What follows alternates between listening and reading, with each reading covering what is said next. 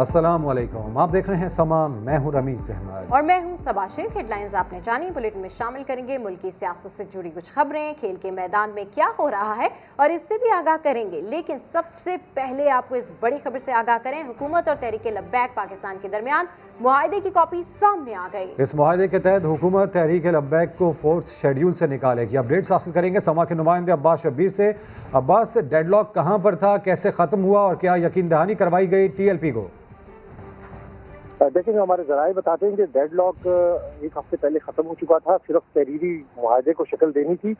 हुकूमती वज़रा की तरफ से पीर नूरुल हक कादरी और वफाकी वज़ीर दाखिला शेख रशीद मुज़ाकरात में शामिल थे और अब जो मुआहदा किया गया और कॉपी सामने आई है उसके मुताबिक तहरीक लब्बैक पाकिस्तान ने अपना एहतजाज मौखर किया है।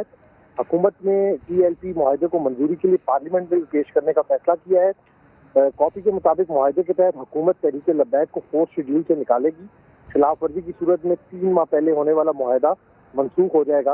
ये लिखा गया है इस मुआहदे में, जिसमें हम देख सकते हैं कि हुकूमती वज़रा की तरफ से पीर नूरुल हक कादरी और वफाकी वज़ीर दाखिला शेख रशीद ने दस्तखत किए हैं। इससे पहले ये वफूद की सतह पर मुलाकातें होती रहीं, बातचीत होती रही, लेकिन गुज़िश्ता रोज़ रात गए तक ये मुआहदा फाइनल कर लिया गया था और रात को मुआहदे के ऊपर दस्तखत हुए हैं और ये मुआहदे की कॉपी सामने आई है। उसके मुताबिक तहरीक लब्बैक पाकिस्तान ने अपना एहतजाज मौखर कर दिया है।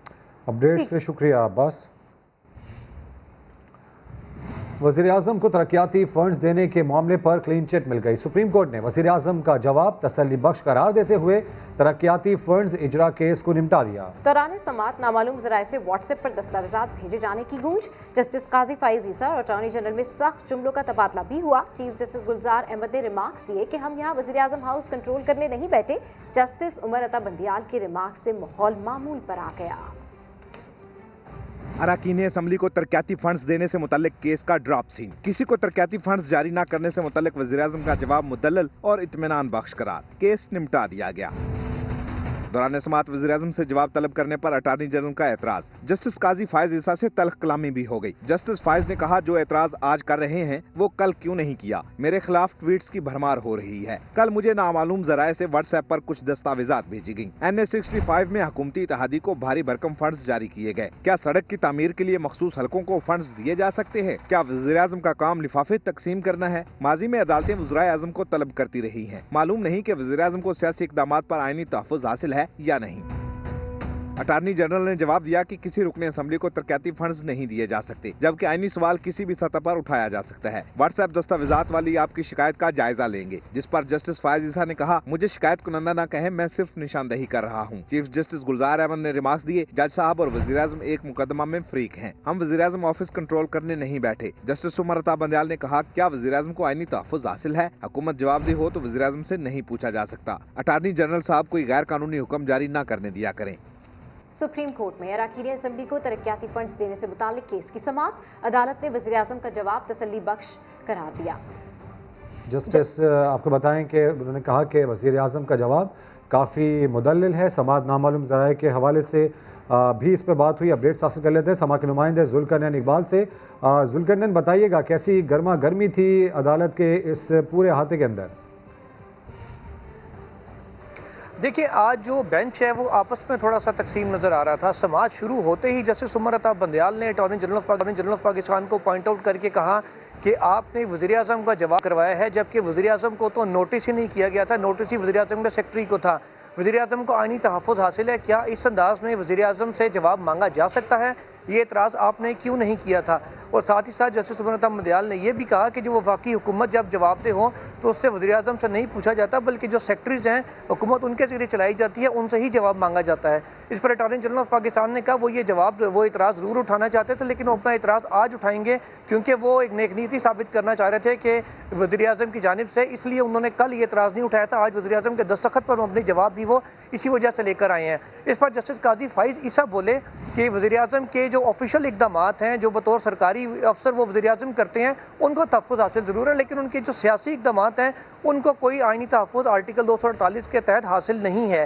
साथ ही साथ जब उन्होंने कहा कि मुझे नामालूम ज़राए से व्हाट्सएप पे कुछ मैसेज आया जिसमें ये दस्तावेज़ात थी हल्का NA-65 के हवाले से कि उसमें सड़क की तामीर के लिए वफाकी हुकूमत ने कुछ फ़ंड्स जारी किए थे, जस्टिस फाइज साहब ने कहा कि ये किसके तहत किए गए हैं, क्या पंजाब में ये हल्का आता है NA 65, पंजाब गवर्नमेंट को बाईपास करके वफाकी हुकूमत कैसे फंड दे सकती है, क्या आप इसकी तस्दीक करते हैं? अटॉर्नी जनरल ने कहा आपकी शिकायत आ गई है, दस्तावेजात का जायजा लेंगे, इस हवाले से फिर अदालत को आगाह भी कर देंगे अगर अदालत ने मुनासिब समझा तो। इस पर जस्टिस फाइज साहब ने कहा कि आप मुझे शिकायत कुनिंदा ना कहें, मैं सिर्फ निशानदेही कर रहा हूँ। इस पर अटॉर्नी जनरल ने कहा कि आप काफ़ी देर से ऑब्जर्वेशन दे रहे हैं कि आपके खिलाफ ट्वीट्स आ रही हैं और दूसरी कई बातें आपने की, लेकिन मेरा मौक़िफ़ नहीं सुना जा रहा। अब मेरी बारी है, मेरा मौक़िफ़ भी सुने। आपने शिकायत कर दी है, अब इसका हम जायज़ा लेंगे।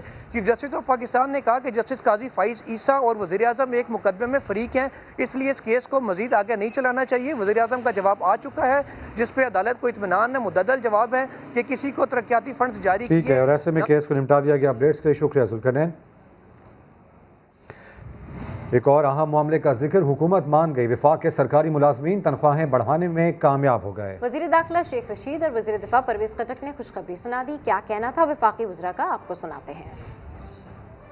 तमाम बातें जो हैं बामी अफ़ाम और तफ़हीम से 1 ग्रेड से लेके 19 ग्रेड तक सबके साथ बामी खुशी से तय हो गई हैं। हमारा इनके साथ फ़ाइनल फ़ैसला हुआ कि जो एवरेज निकाला गया उस एवरेज तकरीबन 60% फ़र्क है ये फेडरल एम्प्लॉइज़ के बीच में। उस पर फैसला हुआ कि 60% का 40% इनको देंगे, वो तकरीबन 24% बनता है। लेकिन हमने फ़ैसला किया है इनसे मिल के कि हम इनको एडॉक रिलीफ 25% का सारे फेडरल एम्प्लॉइज़ को देंगे और ये जून बजट से के बाद शुरू हो जाएगा और इनको वो सहूलत भी मिलना शुरू हो जाएगी। दूसरा इनका एडॉक रिलीफ वो भी इंशाल्लाह इनके पे स्केल में जून बजट में मर्ज हो जाएगा। आपको बताएं कि तनख्वाहों और मरात में इजाफे के लिए एहतजाज रंग ले आया। मामला तय पाने की खुशी में मुलाजमीन झूला डालने लगे।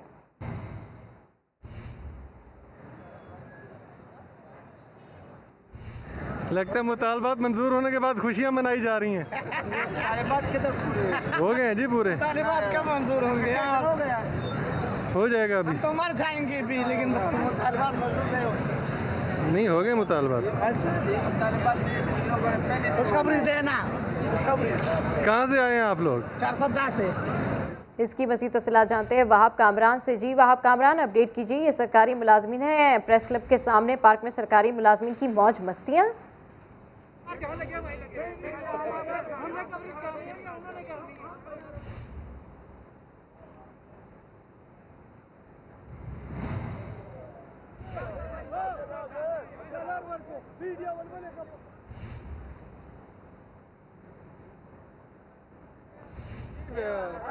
धरना इस वक्त जारी है और मुतालबात बेशक मंजूर हो चुके हैं। प्रेस क्लब के सामने मुजाहिरीन की बड़ी तादाद अभी भी मौजूद है और एहतजाज का सिलसिला जारी है। इनका कहना है कि नोटिफिकेशन का इंतजार हम लोग कर रहे हैं, नोटिफिकेशन जारी होगा हुकूमत की जानिब से, उसके बाद ही धरने के खात्मे का हतमी ऐलान कायदीन करेंगे। अपने तौर पर ये कोई फैसला नहीं कर रहे। इस वक्त हज़ारों की तादाद में मुल्क भर से आए जो मुजाहिरीन हैं, सरकारी मुलाजमीन, विफाकी भी और सूबाई भी, वो इस वक्त मौजूद हैं, एहतजाज कर रहे हैं और इंतजार किया जा रहा है रहमान बाजवा का, जो कि इनके मरकजी कायद हैं फेडरल यूनियन के। तो उनका इंतजार है कि कब वो आते हैं, स्टेज पर आकर वो तकरीर करेंगे और धरने के खात्मे के ऐलान की तवक्को की जा रही है। ठीक है, वहाब कामरान अपडेट करें, आपका शुक्रिया। सेनेट इंतखाबात का जिक्र जो अब 3 मार्च को होंगे। इलेक्शन कमीशन ने शेड्यूल जारी कर दिया। कागजात नामजदगी 12 से 13 फरवरी तक वसूल किए जाएंगे। सेनेट इलेक्शन ओपन बैलेट के जरिए होगा या खुफिया, फैसला सदारती ऑर्डिनेंस पर सुप्रीम कोर्ट की राय से मशरूत है। इस्लामाबाद से देखिए ये रिपोर्ट। सेनेट इंतखाबात 2021, कागजात नामजदगी कब जमा होंगे, वोटिंग किस दिन होनी है, इलेक्शन कमीशन ने शेड्यूल जारी कर दिया। बैलेटिंग ओपन होगी या खुफिया, तय होना अभी बाकी।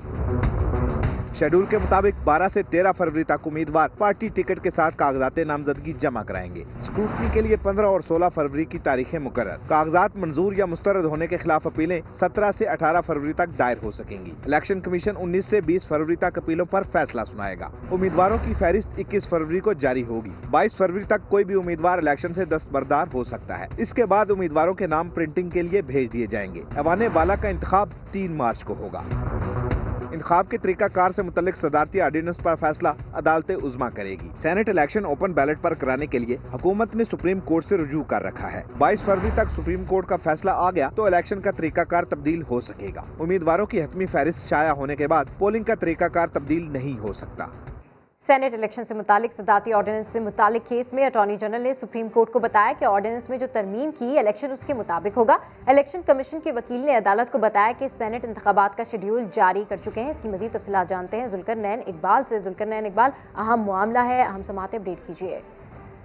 बिल्कुल, अटॉर्नी जनरल ऑफ पाकिस्तान ने आज अपने दलाइल के एंड पर कहा कि उनको इल्म है इस हवाले से कि सेनेट इलेक्शन का शेड्यूल आ जा रहा है और अभी तक क्योंकि अदालत की राय नहीं आई और जो कानून है उसको ऑर्डिनेंस के जरिए अमेंड किया जा चुका है, इसलिए जो सेनेट के आइंदा आने वाले इंतखाबात हैं वो ओपन बैलेट के हवाले से जो ऑर्डिनेंस है उसके तहत होंगे, यानी कि ट्रेसेबल और ओपन बैलेट से होंगे। इसके लिए अटॉर्नी जनरल ने कहा कि बैलेट पेपर की प्रिंटिंग के लिए जो काउंटर फाइल का और बैलेट पेपर का सीरियल नंबर है या उसको एक जैसा रखा जा सकता है या फिर नॉर्मल अपने हाथ से जो पोलिंग अफसर होगा वो उम्मीदवार जो वोटर आएगा उसका नाम बैलेट पेपर के पीछे लिख सकता है। ये दोनों ऑप्शन हैं। इलेक्शन कमीशन जैसे चाहे बेहतर समझते वो इस अंदाज में कर सकता है। तमाम इलेक्शन कमीशन के वकील ने आकर रोस्टम पर कहा कि शेड्यूल जारी किया जा चुका है जिसके तहत कल से कागजात नामजदगी लेना शुरू करेंगे।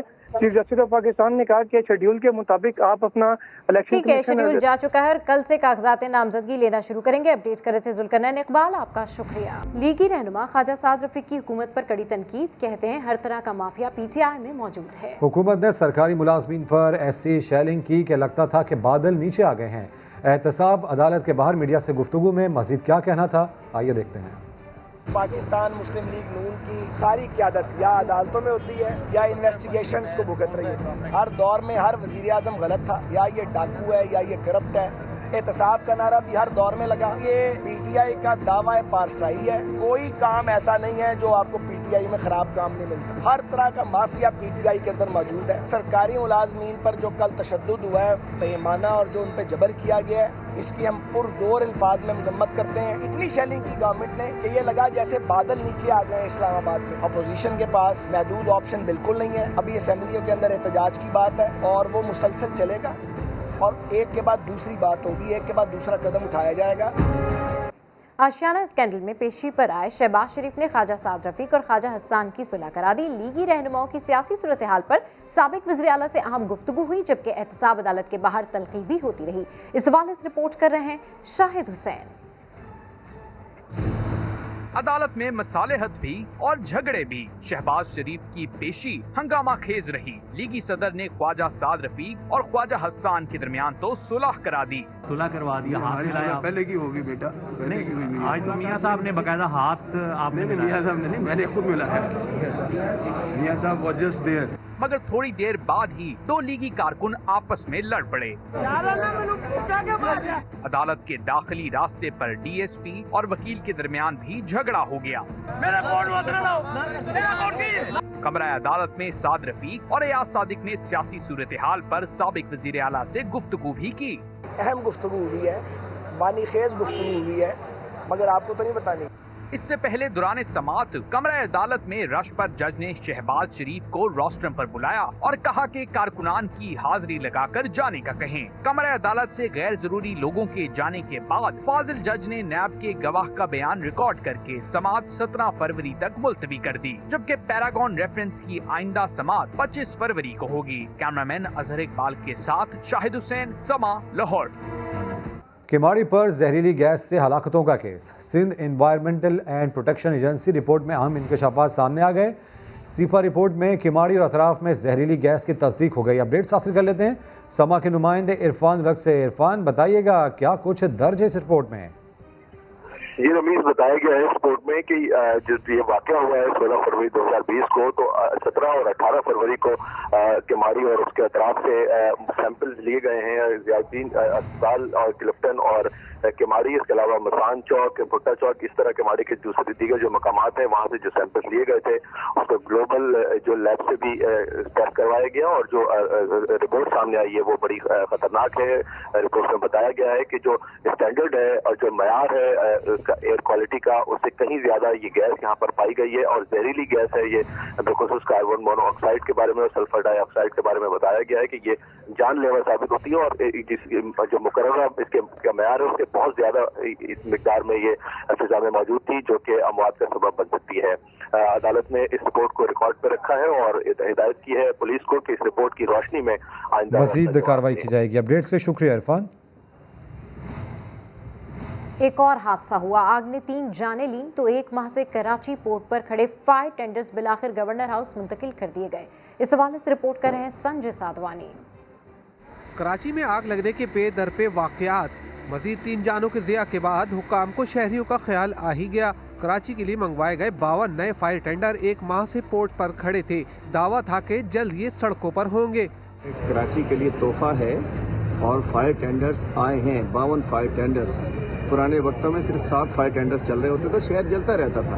इंशाल्लाह जब कहीं से इतने बड़े समंदर क्रॉस करके पोर्ट पे आ गए तो अनकरीब इंशाल्लाह कराची की रोड्स पर नजर आए। समाने अली जैदी से ताखीर की वजह पूछी तो मलबा ब्यूरोक्रेसी पर डाल दिया था। वजीर आजम का इंतजार नहीं है, जो FBR से और बाकी इदारों से क्लियरेंस चैलेंजिंग चार्जेस से वेव ऑफ करने की वो ले चुके हैं। इस संडे को सबको हैंड ओवर हो रहे हैं। रात गए फायर टेंडर कराची पोर्ट से इमरजेंसी सायरन बजाते हुए गवर्नर हाउस पहुंचे। चीन से मंगवाए गए जदीद फायर टेंडर इतवार को गवर्नर हाउस में KMC और दीगर इदारों के हवाले किए जाएंगे। लाहौर में 4 साल बच्चे का कातिल, मकतूल की मां और खाला को पिक एंड ड्रॉप सर्विस देने वाला रिक्शा ड्राइवर निकला। बच्चे के वालिदैन ने घर आने से मना किया तो रंजिश में बच्चे को कत्ल कर दिया। अपडेट्स हासिल कर लेते हैं समा के नुमाइंदे जहांगीर खान से। लाहौर में 1.5 माह कबल 4 साल बच्चे को कत्ल करने वाले मुलजिम का सुराग लगा लिया गया है। इस 4 साल बच्चे को एक रिक्शा ड्राइवर आसिफ ने कत्ल किया है और ये रिक्शा ड्राइवर मकतूल बच्चे की वालदा और खाला को पिक एंड ड्रॉप सर्विस देता था और इनके घर इस मुलजिम का काफी आना जाना था। पुलिस का ये कहना है कि तफ्तीश में ये इंकशाफ हुआ है कि बच्चे के साथ मुलजिम की उनसियत बहुत ज्यादा थी कि बच्चा अपने वालिद की बजाय इस मुलजिम के साथ ज्यादा अटैच था और इसके वालिद को ये नागवार गुजरा और इसके वालिद ने इस मुलजिम रिक्शा ड्राइवर को घर आने से मना किया कि तुम दोबारा हमारे घर, हमारी बीवी के घर जो है वो मत आना। और इस बच्चे की वालदा ने भी मना किया कि मेरे शौहर को शक गुजरता है मेरे किरदार पर, इसलिए तुम दोबारा से हमारे घर मत आना। इसी गुस्से में इस मुलजिम रिक्शा ड्राइवर ने 4 साल बच्चे को अगवा किया और बुध बाजार ले जाकर इस बच्चे का गला दबाकर इसको कत्ल कर दिया। और कत्ल करने के बाद ये मुलजिम इसके बुरसा के साथ मिलकर ड्रामा करता रहा कि बच्चे को ढूंढने चले, लेकिन शक गुजरने पर और सवालात करने पर पुलिस का यह कहना है कि इंकशाफ हुआ कि इसी मुलजिम ने इस 4 साल बच्चे को कत्ल किया है। मुलजिम ने एतराफ़ जुर्म कर लिया और मुलजिम का ये बयान है, मुलजिम का ये कहना है कि बच्चे के वालिद ने मुझे कहा था कि ये बच्चा मेरा नहीं बल्कि तुम्हारा है और इसी गुस्से में मैंने इस 4 साल बच्चे को कत्ल किया। पुलिस का कहना है कि तफ्तीश मुकम्मल कर ली गई है और अब मुलजिम का चालान जो है वो अदालत में पेश कर दिया जाएगा। जी जहांगीर खान अपडेट कर रहे थे, आपका शुक्रिया। फैसलाबाद में लालची शौहर ने जायदाद हथियाने के लिए बीवी के टुकड़े करके नाले में बहा दिए। मुलजिम अगवा का ड्रामा रचाकर अहले खाना के साथ बीवी को तलाश करता रहा। आपको इस खबर से अपडेट कर रहे हैं। जायदाद के मुलजिम ने बीवी को टुकड़े करके कत्ल कर दिया। इस हवाले से देखिए उस्मान सिद्दीकी की रिपोर्ट। 10 मरले के मकान की खातिर अपनी बीवी का ही खून कर डाला। फैसलाबाद के इलाके 61 रेबे में शोहर ने अपने 2 साथियों समेत बीवी को कत्ल करके जिस्म के टुकड़े किए और नाले में बहा दिए। मक्कार मुलजिम ने बीवी के अगवा का ड्रामा रचाया और अहले खाना के साथ तलाश करता रहा। ये 3 बंदे थे सर, एक नहीं 3 बंदे थे जिन्होंने मिलकर ये किया है। पति हैं, उनके नाम पे सारी जायदाद थी। पहले भी उसने कोशिश की है। मकतूला खतून की शाहिद से दूसरी शादी थी। पुलिस ने 3 मुलजमान के खिलाफ मुकदमा दर्ज करके 2 को गिरफ्तार कर लिया। पुलिस ने आलाए कत्ल कब्जे में ले लिया जबकि नाले से जिस्म के अज़ाब बरामद करके अस्पताल मुंतकिल कर दिए। कैमरामैन कदीरुर रहमान के साथ उस्मान सिद्दीक, समा, फैसलाबाद। स्वाद की वादी कालाम में सर्द मौसम में सकाफती खुराक चमागील की रिवायत आज भी जिंदा है। ये खाना कैसे तैयार किया जाता है ये बता रहे हैं सैयद शहाबुद्दीन अपनी इस रिपोर्ट में। बर्फानी मौसम का तोड़ कैसे करना है वादी कालाम के बासी अच्छी तरह जानते हैं। बरसों पुरानी लजीज डिश नमकीन गोश्त और उसकी यखनी, जो खाए तो बस खाता ही चला जाए। मकई की रोटी, देसी घी मिलाकर ऊपर से भुना हुआ गोश्त एहतिमाम के साथ रखा जाता है। जिस तरह भी गोश्त हो उसमें तैयार होता है। ये पानी में डाल के पानी साथ डाल के प्रेशर कुकर में 1 घंटा रख के ये सही तरीके से इससे सूप बन जाता है।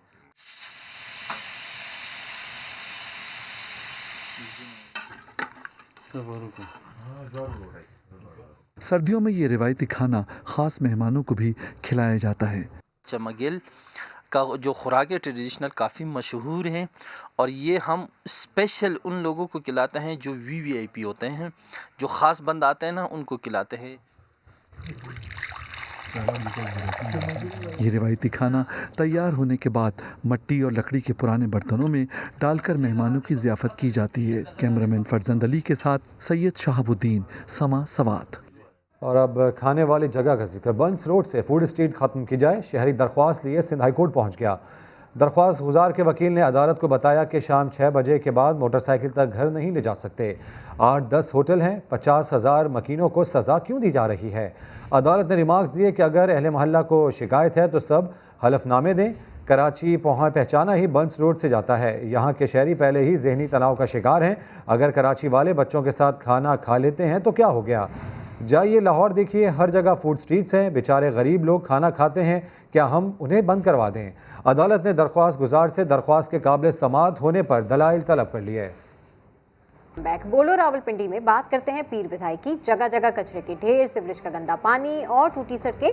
रिहायशी इलाके में बस अड्डों की वजह से आलूदगी और ट्रैफिक जैम का अजाब। और ऐसे में लोगों को पीने का साफ पानी तक भी मैसर नहीं।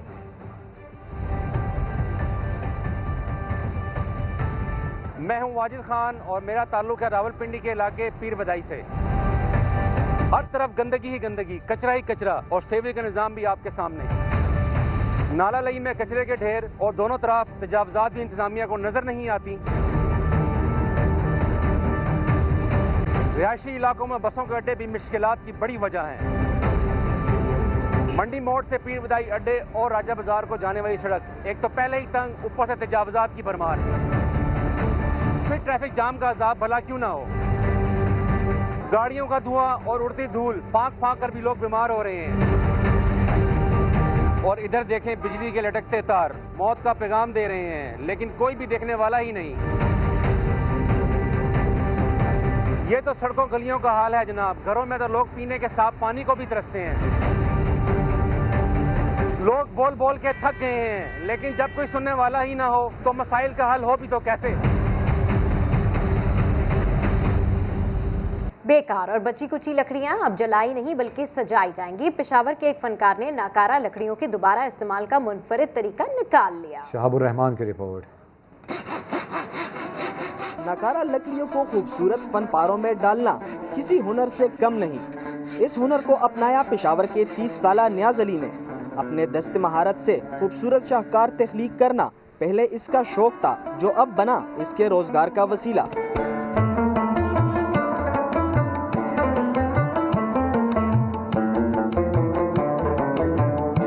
नाकारा लकड़ी को काम की चीज़ बनाता हूँ।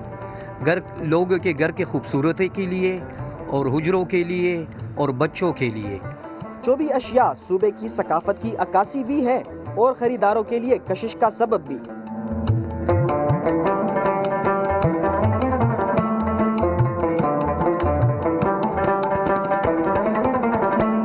आए हुए हैं ख़रीदारी के लिए। इसको हम पसंद भी करते हैं और इससे हमारे घरों में और हुजरों में खूबसूरती पैदा होती है। रंगों, दागों और लकड़ियों के हसीन इम्तिजाज से बनी अशिया बिकती हैं मुंह मांगे दामों। नियाज अली के हाथ जब नाकारा लकड़ियों को छू लेते हैं तो उससे ऐसे फनपारे बन जाते हैं कि देखने वाला देखता ही रह जाता है। कैमरामैन असद अली के साथ शहाबुर रहमान, समा, पेशावर। ब्रेक के बाद हाजिर होंगे हेडलाइंस के साथ। देखते रहिए समा।